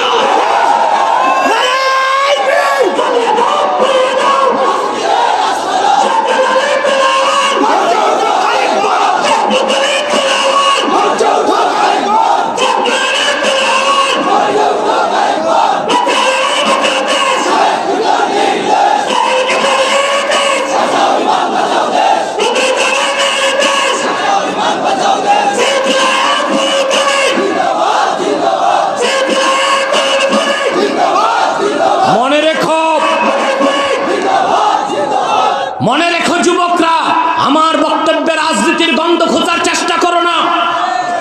কি আওয়ামী লীগ, কি বিএনপি, কি জাতীয় পার্টি, কি জামাত, আমাদের প্রত্যেকের কাছে এটাই দর্শন, আমাদের জান থেকে ঈমান বড়। ঈমান রক্ষায় জীবন উৎসর্গ করার জন্য মুসলমান প্রস্তুত আছে। কোন নাস্তিক ব্লগার রাসূলুল্লাহর শানে বেয়াদবি করবে তা বরদাস্ত করা হবে না। কেউ আইন তুলে নিল অপরাধ, আগে আইন করো। আইন থাকলে আইন হাতে তুলে নেওয়া অপরাধ। আইনই যদি না থাকে মুরতাদ আর নাস্তিকের শাস্তির জন্যে, তখন তো মানুষ অপারগ হয়ে যায়। ঠিক কিনা বলেন? আল্লাহ পাক তার হাবিবের মর্যাদা কোথায় নিয়েছে? ওয়া রাফা'না লাকা যিকরাক, মুহাম্মদ সাল্লাল্লাহু আলাইহি সাল্লাম আপনার জিকিরকে আমি বুলন্দ করেছি। পশ্চিমা দুনিয়া বলে যাই, তোমাদেরকে সতর্ক করে দিচ্ছি, পশ্চিমা দুনিয়া মুসলিম রাষ্ট্রগুলোতে কালচারাল অ্যাটাক, সাংস্কৃতিক আগ্রাসন চালু করেছে। তারা তাদের পয়সা দিয়ে তৈরি করছে বুদ্ধিজীবী, লেখক, সাহিত্যিক, চলচ্চিত্রকার, থিঙ্ক ট্যাঙ্ক, পলিসি মেকার। তাদের কাজ হচ্ছে মুসলিম রাষ্ট্রগুলোতে মুসলমানকে বিভ্রান্ত করে দেওয়া। এখানে একটা কথা আছে, অসির চেয়ে মসির শক্তি বেশি। ঠিক কিনা? আমার যুবকরা আজকে কি পড়ছে? উপন্যাস পড়তেছে, নাস্তিকদের লেখা, গল্প পড়তেছে, তাদেরই লেখা। ইতিমধ্যে আমাদের শিক্ষা ব্যবস্থা থেকে মজলুম কবি, বিদ্রোহী কবি নজরুলকে বিদায় দেওয়া হয়েছে। তার কবিতা কমে গেছে, তার লেখা নাই, তার প্রবন্ধ নাই, তার লেখা নাই। প্রায় 127 জন হিন্দু লেখকের লেখাগুলো ঢুকে গেছে আমাদের শিক্ষায়। ইসমাইল হোসেন সিরাজের কবিতা নাই, ইসলামী রেনেসাঁর কবি ফররুক আহমদের কবিতা নাই। বিদ্রোহের কবি যে কবি নজরুল ইসলামের এক একটি কবিতা ক্ষেপণাস্ত্রের মতো ইংরেজদের দেওয়ালে আঘাত করেছে, ইংরেজ বিরোধী আন্দোলনকে চাঙ্গা করেছে। বাংলাদেশের স্বাধীনতার কবি, ইংরেজ খেদাও আন্দোলনের কবি নজরুল ইসলামের কবিতা সাহিত্যকে 100% কম্পালসারি মর্যাদা দিতে হবে বাংলাদেশের শিক্ষা প্রতিষ্ঠানে, শিক্ষা বিভাগে, শিক্ষা কমিশনে। এটা আমাদের দাবি, ঠিক কিনা বলেন? সাংস্কৃতিক আগ্রাসনে মুসলিম দেশগুলো আজ কাতর হয়ে গেছে। তারা কলে কৌশলে ডি ইসলামাইজেশন, ইসলাম মুক্ত একটি দেশ করতে চাচ্ছে। শুধু আমাদের দেশ না, অসংখ্য মুসলিম রাষ্ট্রে। আমাদেরকে সজাগ হতে হবে, আমাদের বিবেককে জাগ্রত করতে হবে। সব কিছুর ঊর্ধ্বে আমাদের জান থেকে বড় আমাদের ঈমান। মনে থাকবে, সবচেয়ে বড় কি? জান থেকে বড়। জীবন থেকে বেশি যদি রাসূলুল্লাহকে ভালোবাসতে না পারেন, আল্লাহর কসম আপনি কিসের মুসলমান? সুন্নি তো দূরের কথা। আমাদের দেশে এখন ঝগড়া চলে সুন্নি ওয়াহাবি নিয়া। এক ওয়াক্ত নামাজ নাই, মুখে দাড়ি নাই, কলকি নিয়া পড়ে থাকে। এ কয় সুন্নি। কি কয়? নাম কি লম্বা নাম, সুন্নি। এত সহজ আপনাকে মুসলমান হন, ঠিক কিনা? খাঁটি সুন্নি হন আগে, খাঁটি মুসলিম হন, তারপর পুরা সুন্নি হতে পারবেন। এখন দেশে ওহাবি সুন্নি নিয়ে ঝগড়া করতেছেন, আমাদেরকে বলে ওহাবি। জনপুরকে, বদরপুরীকে, ফুলতুলিকে, ফুরফুরাকে বলে গোলাপি ওহাবি। নজগুলা বলবেন।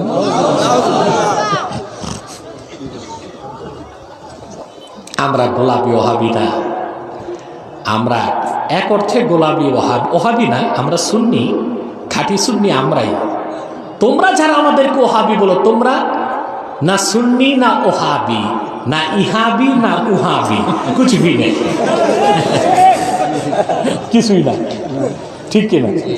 ঈমান নাই, নামাজ নাই, মুখে দাড়ি নাই, সুন্নতের চর্চা নাই, দাবি করে সুন্নি। আর দেখে দেখে ওহাবির তীর নিক্ষেপ করে খাঁটি সুন্নিদেরকে, ঠিক কিনা? জনপুর সৈয়দ আহমদ বেরেলি রহমতুল্লাহ, কারামাতের জনপুর রহমতুল্লাহ, ওনার উত্তরসূরি যারা জনপুর, ফুরফুরা, বদরপুর, ফুলতলি, আরও যারা আছে হক্কানি মাসলাক, তাদেরকে বলে ওহাবি। তারাই যদি ওহাবি হয় তো সুন্নিকে না, ও তো সুন্নি না, ওটা তো সিন্নি খাওয়া সুন্নি, ঠিক না? ওটা কি? সিন্নি খাওয়া সুন্নি। ওই সিন্নি খাওয়া সুন্নি হওয়ার দরকার নাই, আমরা সুন্নত পেলে সুন্নি, ঠিক কিনা বলেন? রাজি আছেন? জীবন থেকে বেশি রাসূলুল্লাহকে ভালোবাসতে হবে। আল্লাহ কোরআনে বলেছেন, আন-নাবিয়্যু আওলা বিল মুমিনিনা মিন আনফুসিহিম ওয়া আজওয়াজুহু উম্মাহাতুহুম। মুহাম্মদ সাল্লাল্লাহু আলাইহি সাল্লাম মুমিনগণের নিকট তাদের জীবনের চেয়ে অধিক প্রিয়, এবং মুহাম্মদ সাল্লাল্লাহু আলাইহি সাল্লামের স্ত্রীগণ মুমিনের মা। আমার দেশে যারা বুদ্ধিজীবী, সংশয়বাদী, তারা কোরআন পড়ে না। আপনার একটা লাইভ শোতে দেখেছেন না? একজন বুদ্ধিজীবী আমাকে বলেছে, রাসূলুল্লাহর স্ত্রীগণ যে মা, এটা কোরআনের কোথায় আছে? আমি তাকে তাৎক্ষণিক খুলে দেখালাম, মানতে চায় না এই লোকটা, এখন আস্তে আস্তে মানতেছে। আলহামদুলিল্লাহ, আলহামদুলিল্লাহ। এটা আমার দর্শন যে আল্লাহর দ্বীনের দাওয়াত সবার কাছে পৌঁছাতে হবে। আমরা শুধু নাস্তিকদেরকে গালিগালাজ করব তাতে হয় না, গালির আগে দ্বীনের দাওয়াত তাদের কাছে পৌঁছান, ঠিক কিনা?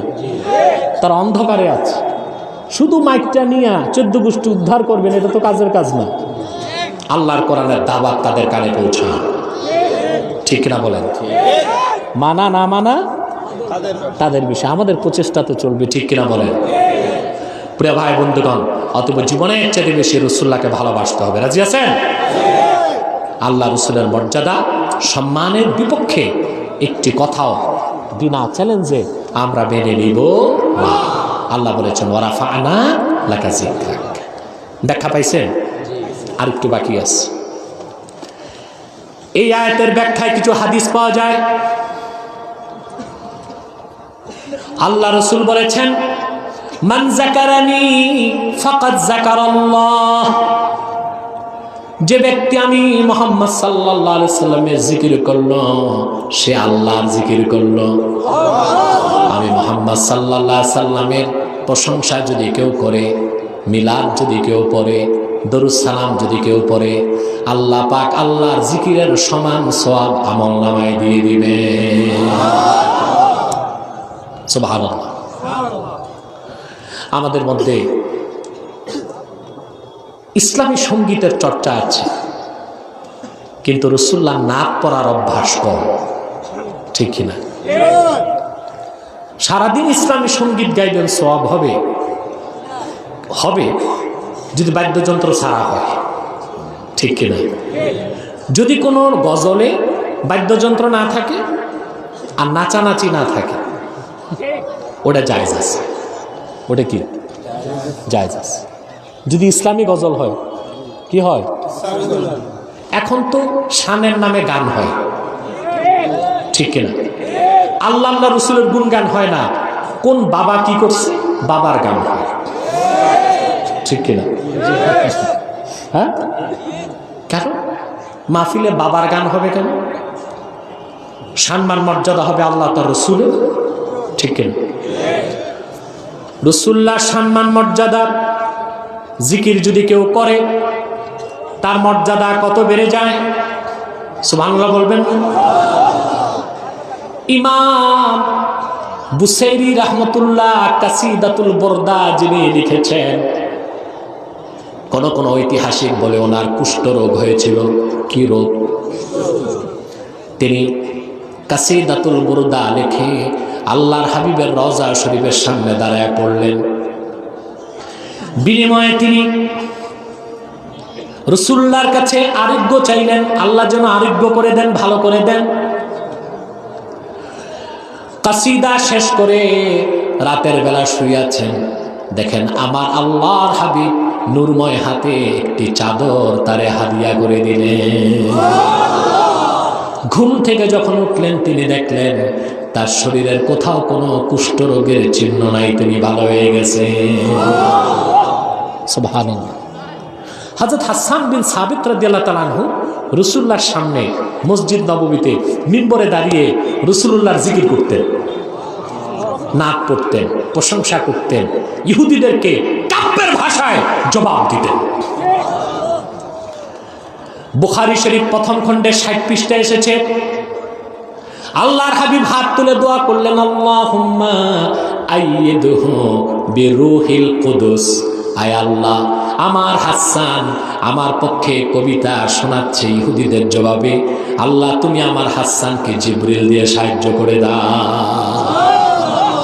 সুবহানাল্লাহ। আজ রাসূলুল্লাহর সম্মান মর্যাদা যত বেশি গাইবেন, যত বেশি শুনবেন, যত বেশি জিকিরের প্রকাশ করবেন, ততই আপনার দাম বাড়তে থাকবে। সুবহানাল্লাহ বলে, সুবহানাল্লাহ বলে। মনে থাকবে? কথাগুলো মাথায় ঢুকছে? সেজন্য আল্লাহ বলেছেন ওয়া রাফা'না লাকা যিকরাক, মুহাম্মদ সাল্লাল্লাহু আলাইহি সাল্লাম আমি আপনার জিকিরকে বুলন্দ করেছি। বলেন সুবহানাল্লাহ। সাদাকাল্লাহুল আযীম ওয়া সাদাকা রাসূলুহুন নবিয়ুল কারীম ওয়া নাহনু আলা যালিকা মিনাশ শাহিদিন ওয়াশ শাকিরিন ওয়াল হামদুলিল্লাহি রাব্বিল আলামিন। বাহ, ওয়াজ শেষ, চলে যাবেন, মুনাজাত দরকার নাই। আপনারা যারা ওলিয়া উলিয়া তারা চলে যান, আর আমার মতো যদি গুনাহগার থাকেন একটু বসেন। কিছু প্রশ্ন আসছে, এটার উত্তর আমি দিয়ে দেব ইনশাআল্লাহ সংক্ষেপে। কি বলেন আপনারা? আপনারা মাঝে মধ্যে আজে বাজে প্রশ্ন করেন, আজে বাজে প্রশ্ন করবেন না, যৌক্তিক এবং বিতর্কিত নয় এইরকম প্রশ্ন দিবেন, আমি উত্তর দেব ইনশাআল্লাহ। প্রয়োজন। এই ভাই সাহেব ইউটিউবার ওয়ালারা চুপচাপ বসো না, তোমাদের ক্যামেরার কল্লা সাথে তোমাদের কল্লা, জনগণ তো খেলে যাবে। বসে যাও, প্রশ্ন প্রিন্সিপাল সাহেব পিছিয়ে দিয়ে দেন, আমি উত্তর দিব ইনশাল্লাহ, যদি আমি মনে করি বিতর্কিত না। সেটাই। হ্যাঁ, অনেকে আছে বিতর্কিত প্রশ্ন দিয়ে সমাজে ফিতনা সৃষ্টি করে, এগুলো করবেন না, এগুলোতে মুসলমানের ক্ষতি হয়। চুপচাপ বসে যান যারা দাঁড়িয়ে আছেন মোনাজাতের আগে। প্রিয় ভাই বন্ধুগণ, আমি আর আপনাদের কষ্ট দিচ্ছি না। আপনি আমার একটি পরিচয় জানেন, তাহরিকে খাতমে নবুয়ত বাংলাদেশের আমি সভাপতি, ঠিক কিনা? বহুবার আপনাদেরকে আমি খাতমে নবুয়তের আন্দোলনের কথা বুঝিয়েছি, আপনারা বুঝেন আলহামদুলিল্লাহ।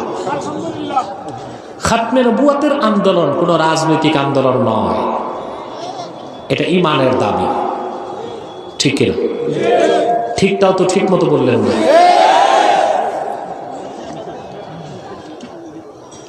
মহান আল্লাহকে যদি কেউ বিশ্বাস করে কিন্তু আল্লাহকে এক বলে স্বীকার না করে, বিশ্বাস করে এক এটা বিশ্বাস না করে, তাকে মুসলিম বলা যাবে? সে কি নিঃসন্দেহে কাফের, ঠিক কিনা? ঠিক সেভাবে মুহাম্মদ সাল্লাল্লাহু আলাইহি ওয়াসাল্লাম আল্লাহর রাসূল এতটুকু বিশ্বাস করলে হবে না। মুহাম্মদ সাল্লাল্লাহু আলাইহি ওয়াসাল্লাম আল্লাহর সর্বশেষ নবী ও রাসূল, এ কথা যে বিশ্বাস করবে না, নিঃসন্দেহে সে কাফের। এই বিশ্বাসটার নাম আকীদা খাতমে নবুয়ত। আকীদা, কথা বলে না, খাতমে নবুয়তের বিশ্বাস। এই বিশ্বাস ছাড়া কেউ মুসলমান হতে পারে না। আমি আপনাদের একটা তথ্য দিয়ে যাই মুসলমান, মনোযোগ দিয়ে শুনে রাখুন। আমার প্রিয় রাসূল মুহাম্মদ সাল্লাল্লাহু আলাইহি সাল্লামের জামানায় মদিনার সুদীর্ঘ 10 বছরে 80টির মতো যুদ্ধ হয়েছে। সেই যুদ্ধে ইসলামের পক্ষে এবং বিপক্ষে মানুষ মারা গেছে মাত্র 1018 জন। কতজন? কিন্তু অবাক হবেন মুসলমান, আবু বকর সিদ্দিক রাদিয়াল্লাহু তাআলা আনহুর জামানায় ইয়ামানের ইয়ামামায় এক শয়তান নবুয়ত দাবি করেছিল। সেই কুখ্যাত মুসাইলামাকে হত্যা করার জন্য সিদ্দিক আকবর খালেদ সাইফুল্লাহর নেতৃত্বে 30,000 সাহাবী পাঠিয়েছিলেন। সেই একদিনের যুদ্ধে আমার প্রিয় রাসূল মুহাম্মদ সাল্লাল্লাহু আলাইহি সাল্লামের 2400 সাহাবী শাহাদাত বরণ করেছে। 10 বছরে 1018 জন ইসলামের পক্ষে এবং বিপক্ষে। শুধুমাত্র মিথ্যা নবুয়তের দাবিদার কুখ্যাত মুসাইলামাকে যেদিন হত্যা করতে গেলেন সাহাবায়ে কেরাম, ওই একদিনের যুদ্ধে 2400 সাহাবী শহীদ হয়েছে। এবং তারপরে বিজয় এসেছে, মুসাইলামা ধ্বংস হয়ে জাহান্নামে চলে গেছে। এর থেকে কি বোঝা যায়? খাতমে নবুয়তের আন্দোলন সবচেয়ে বড় আন্দোলন। খাতমে নবুয়তের জিহাদ সবচেয়ে বড় জিহাদ, ঠিক কিনা বলে? তাহরিকে খাতমে নবুয়ত বাংলাদেশ খাতমে নবুয়তের আন্দোলন করে যাচ্ছে। যারা খাতমে নবুয়তকে স্বীকার করে না তারা অমুসলিম, তারা কাফের। তাদের চক্রান্ত থেকে দেশকে রক্ষা করার জন্যে এবং তাদেরকে রাষ্ট্রীয়ভাবে অমুসলিম ঘোষণার দাবি আদায় করার জন্যেই তাহরিকে খাতমে নবুয়ত কাজ করে যাচ্ছে। এই কাজে আপনাদের থাকতে হবে, ঠিক কিনা? আমি চাই এই কাজে সবচেয়ে বেশি আমার কাছে এগিয়ে আসবে, আমাদের সাথে কাজ করবে ফুলতলির মরহুম পীর সাহেব রহমতুল্লাহর হাতে গড়া আধ্যাত্মিক সংগঠন তালামিজ এবং আল ইসলাহ। এটা আমি চাই, কারণ আমার সাথে সবাই আছে এই আন্দোলনে। হেফাজত ইসলাম আছে, অন্যান্য দলগুলো আছে, কিন্তু তালামিজ এবং আল ইসলাহ যদি এগিয়ে আসে, যারা এই আন্দোলনে আমার সাথে থাকার সবচেয়ে বেশি হকদার, আমি আনন্দিত হব, ঠিক কিনা বলেন? ওনারা কাজ করছেন, আমি চাই প্রত্যক্ষ কাজ ওনারা করবেন। আপনার রাজি আছেন? বাংলাদেশে অনেক ধর্মের লোকই তো আছে, আছে না? হিন্দু আছে, বৌদ্ধ আছে, খ্রিস্টান আছে, আমরা বাধা দিই?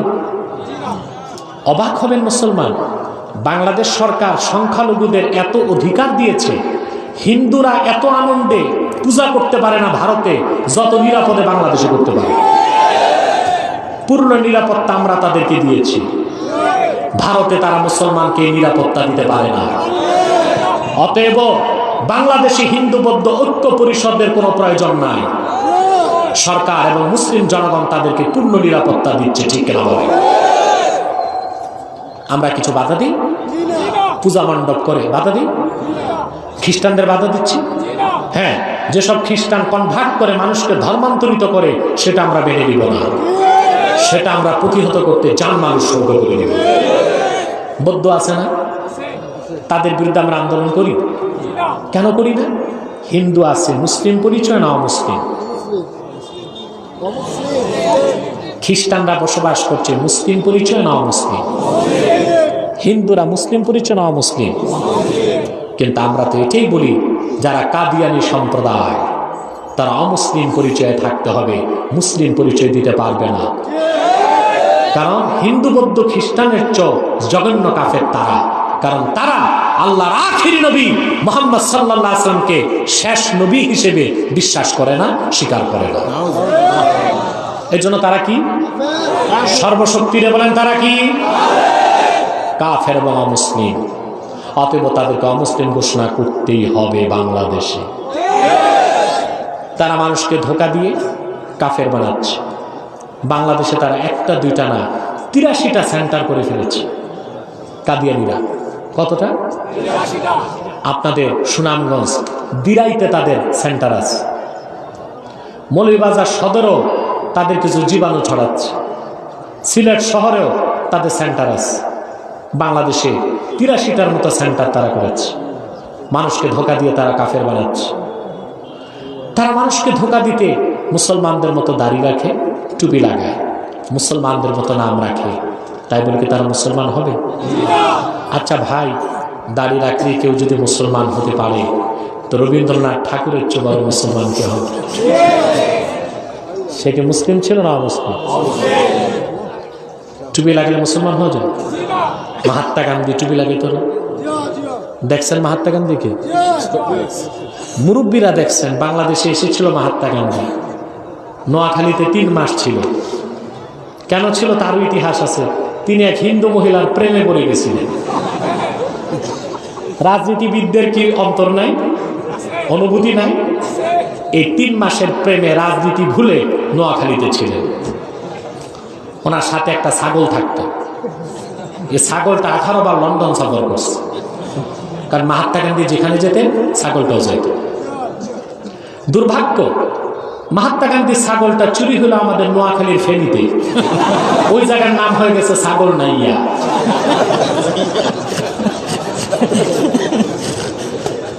আপনারা হাসলেন কেন? আমি কৌতুক বললাম না তো, ইতিহাস। এই মহাত্মা গান্ধী 1.5 হাত লম্বা টুপি লাগাইত। সে কি মুসলিম ছিল?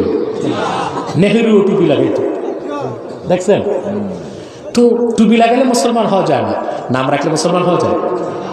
এক খবিস বোতলে পেশাব করছে, ঢাকনা লাগায় উপরে লেবেল ফিট করছে ঠান্ডা শরবত।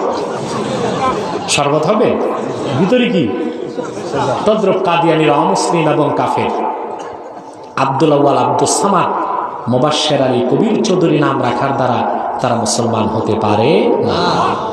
ভাইরা আমার, বন্ধুরা আমার, আমার আল্লাহ নূর নবী আমার হযরত মুহাম্মদ সাল্লাল্লাহু আলাইহি ওয়াসাল্লামের ইসলাম ও কোরআনের হাজার হাজার হাজার বছর পরে বর্তমান ভারতের কুখ্যাত পাঞ্জাবের কুখ্যাত গুরুদাসপুরের কুখ্যাত কাদিয়ানে ইংরেজ আমলে এক শয়তান নিজকে নবী দাবি করছে।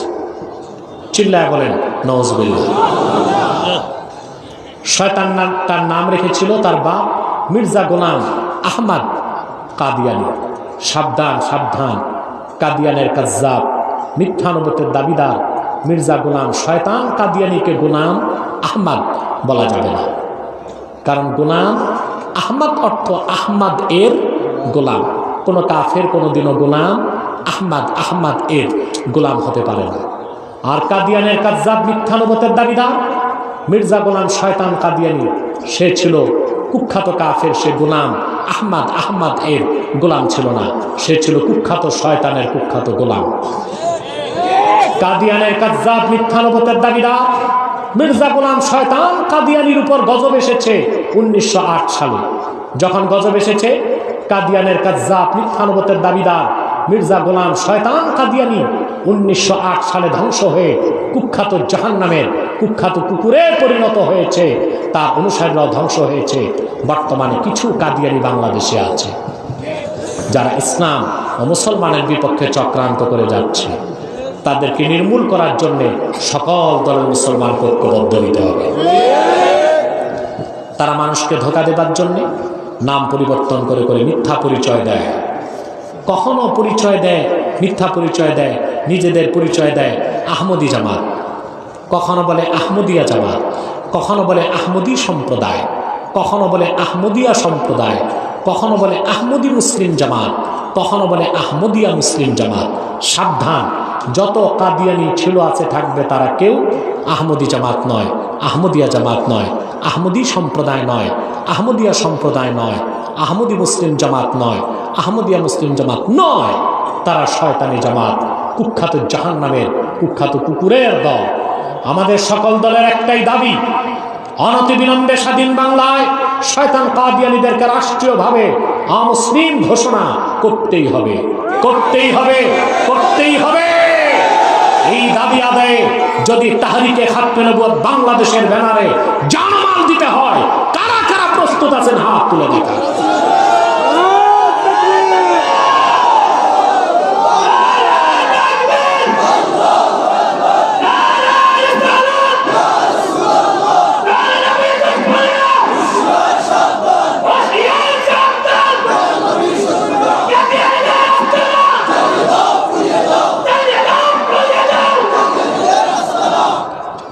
প্রিয় ভাই বন্ধুগণ, তাদেরকে অর্থনৈতিক সহযোগিতা করবেন না?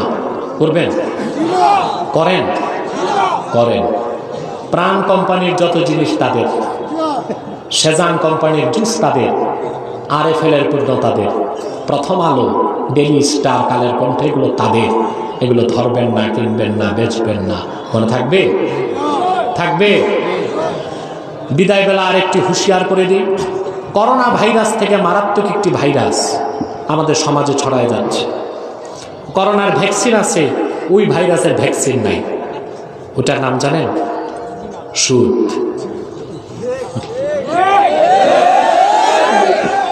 এটা বেড়ে গেছে, ঠিক না? এখন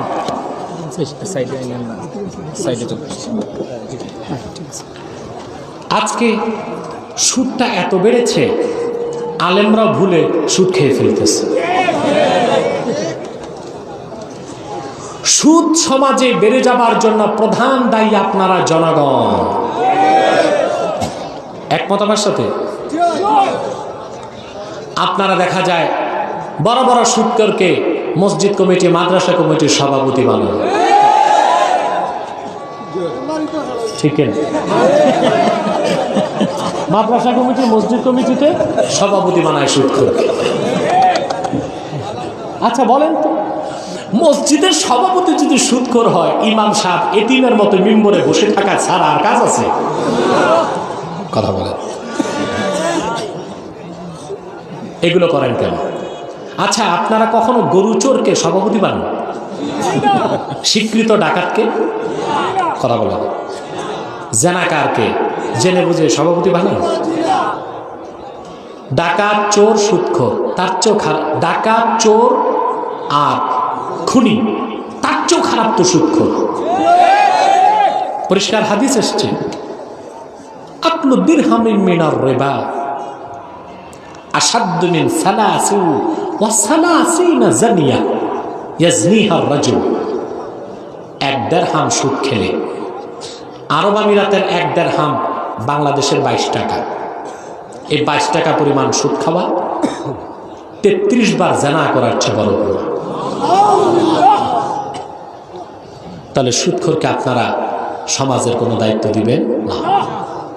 সুদ খাবেন না, সুদ দিবেন না, ঘুষ খাবেন না, ঘুষ দিবেন না। মনে থাকবে? নিজেরা চরিত্রকে ঠিক করুন, সমাজকে ঠিক করুন। সমাজ ঠিক, পরিবার ঠিক, সমাজ ঠিক, সমাজ ঠিক, রাষ্ট্র ঠিক। আল্লাহ পাক তৌফিক দান করুন।